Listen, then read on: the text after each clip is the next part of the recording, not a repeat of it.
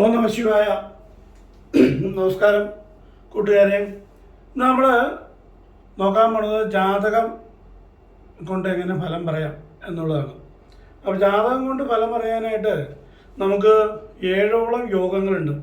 അതിനെക്കുറിച്ചൊക്കെ നമുക്ക് ആദ്യം മനസ്സിലാക്കാം. അപ്പോൾ ഒരു ഗ്രഹനില ആയി കിട്ടിക്കഴിഞ്ഞാൽ അതിനകത്ത് ഫലം പറയാൻ വേണ്ടിയിട്ട് ഒരുപാട് കാര്യങ്ങളുണ്ട്. നമുക്ക് 1 സ്ഥാനം, 2 ഭാവം, 3 ഗ്രഹം, 4 സ്ഥാനഭാവം, 5 സ്ഥാനഗ്രഹം, 6 ഭാവഗ്രഹം.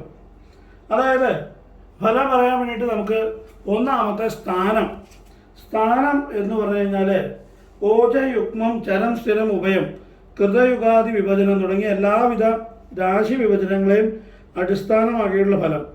ഇതിൽ നക്ഷത്രങ്ങളെയും നക്ഷത്ര വിഭജനങ്ങളെയും എന്നല്ല എല്ലാവിധ വർഗ വിഭജനങ്ങളെയും അടിസ്ഥാനമാക്കിയുള്ള ഫലവും പറയാണ് സ്ഥാനഫലം എന്ന് പറയുന്നത്.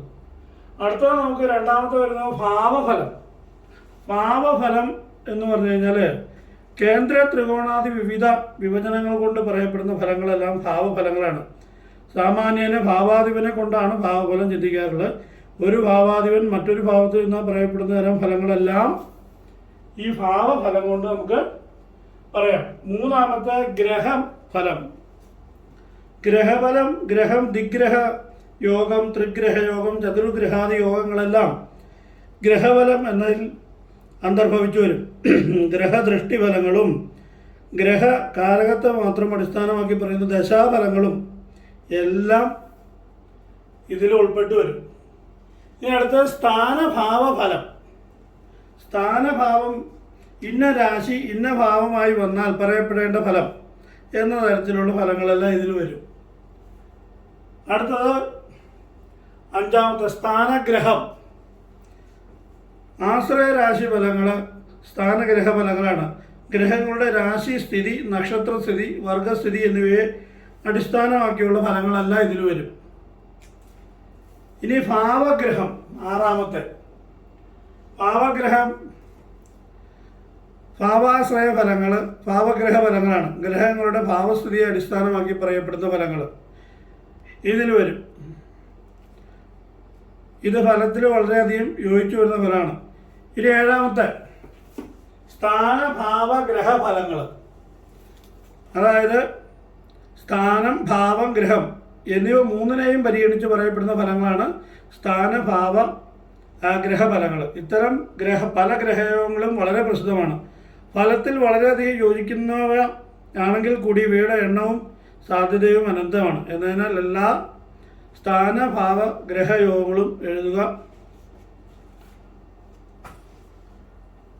പറ്റില്ല. അപ്പോൾ ഇവിടെ നമ്മൾ ഫലം പറയാനായിട്ട് 7 കാര്യങ്ങളാണ് വരുന്നത്, 7 യോഗങ്ങൾ. അപ്പോൾ ഒരു ജാതകം കൈ കിട്ടിക്കഴിഞ്ഞാൽ നമുക്ക് ആദ്യത്തെ ചോദ്യം, നമുക്ക് ഇതിനകത്തേക്കൊക്കെ വിശദമായിട്ട് വരാം. ഒരു ജാതകം കൈ കിട്ടിക്കഴിഞ്ഞാൽ നമ്മൾ ആദ്യം നോക്കേണ്ടത് ആ ജാതകം ലഗ്നം കൊണ്ടാണോ ഫലം പറയേണ്ടത്, ചന്ദ്രനെ കൊണ്ടാണോ ഫലം പറയേണ്ടത്, അതോ ഇനി സൂര്യനെ കൊണ്ടാണോ ഫലം പറയേണ്ടത് എന്നൊക്കെ നിങ്ങൾക്ക് സംശയം വരാം. അപ്പോൾ ആദ്യം നമ്മൾ ചെയ്യേണ്ടത് അതിൻ്റെ വീര്യോത്കടത്വം നോക്കുക എന്നുള്ളതാണ്. അതായത് ലഗ്നത്തിനാണോ ചന്ദ്രനാണോ കൂടുതൽ ബലം എന്ന് നമ്മൾ നോക്കിയിട്ട് അത് വെച്ച് ഫലം പറഞ്ഞാലേ ഈ ജാതകത്തിൽ പറയുന്ന ഫലങ്ങളെല്ലാം അനുഭവത്തിൽ വരുള്ളൂ, അതായത് ഫലം ശരിയാവുള്ളൂ. അതായത് ഒരു ജാതകം കൈ കിട്ടിയാൽ ലഗ്നാലാണോ ചന്ദ്രാലാണോ ഫലം പറയേണ്ടത് എന്ന് സംശയം വന്നാൽ വീര്യോത്കടത്വം നോക്കണം. ഈ വീര്യോത്കടത്വം ഏത് രാശിക്കും നോക്കാം.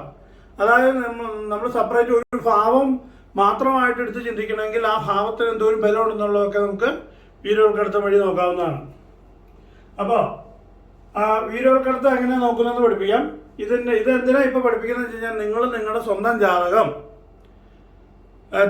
ലഗ്നത്തിനാണോ ചന്ദ്രനാണോ ബലം എന്നുള്ളത് നോക്കിയിട്ട് അതിന് ലഗ്നത്തിന് ഇത്ര പോയിന്റ്, ചന്ദ്രന് ഇത്ര പോയിന്റ് എന്നുള്ളത് നോക്കി എഴുതി കൂട്ടി പറയണം കേട്ടോ. അതൊരു ചോദ്യമാണ്. അപ്പോൾ ഒന്നാമത്തെ വീര്യോത്കടത്വം നോക്കുന്നതിന് നിയമങ്ങൾ. രാശിയുടെ അധിപൻ ഗുരു, ബുധൻ, യോഗദൃഷ്ടി. അതായത് ഹോരാസ്വാമി വൃക്ഷ വീക്ഷതയുധോ എന്നുള്ള പ്രമാണമാണ്. അതായത് രാശിയുടെ അധിപൻ. ഇനിയിപ്പോൾ നമ്മൾ ലഗ്നമാണ് നോക്കുന്നതെങ്കിൽ ലഗ്നാധിപൻ ലഗ്നത്തിലേക്ക് നോക്കുക. അല്ലെങ്കിൽ ഗുരു ബുധൻ യോഗം ദൃഷ്ടി, അതായത് ലഗ്നാധിപൻ ലഗ്നത്തിൽ നിൽക്കുക, അല്ലെങ്കിൽ ഗുരുവും ബുധനോ ഏതെങ്കിലും ഒരാൾ ലഗ്നത്തിൽ നിൽക്കുകയോ അല്ലെങ്കിൽ ലഗ്നത്തിലേക്ക് നോക്കുകയോ ചെയ്ത് കഴിഞ്ഞാൽ ലഗ്നത്തിൽ ബലം. ഇതുപോലെ തന്നെ നമുക്ക് ചന്ദ്രനെ നോക്കാം.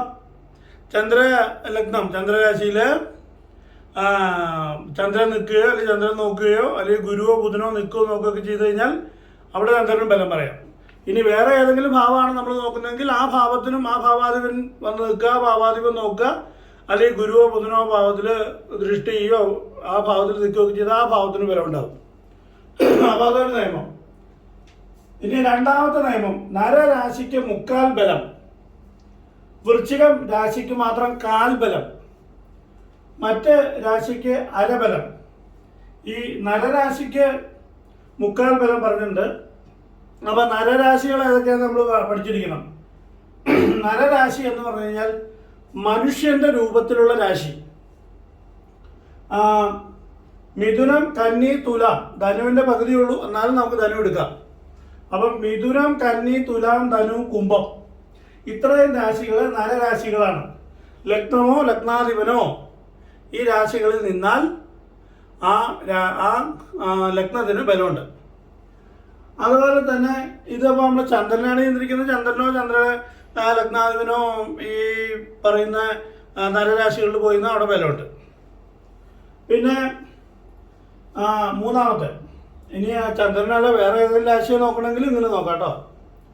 മൂന്നാമത്തെ, രാശിയുടെ അധിപന് എത്രത്തോളം ബലമുണ്ട് അത്ര ബലം രാശിക്കും പറയാം.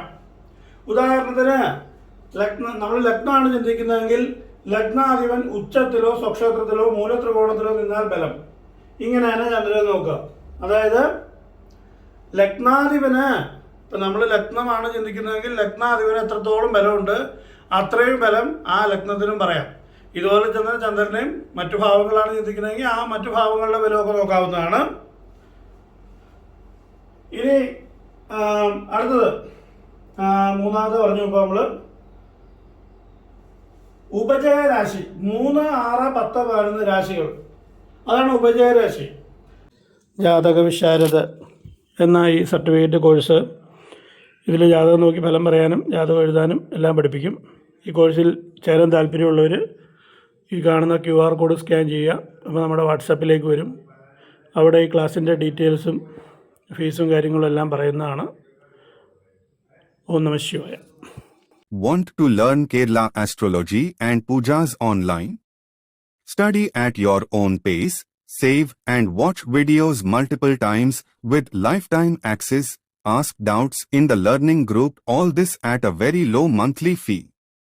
To know more, WhatsApp us on +918089138965.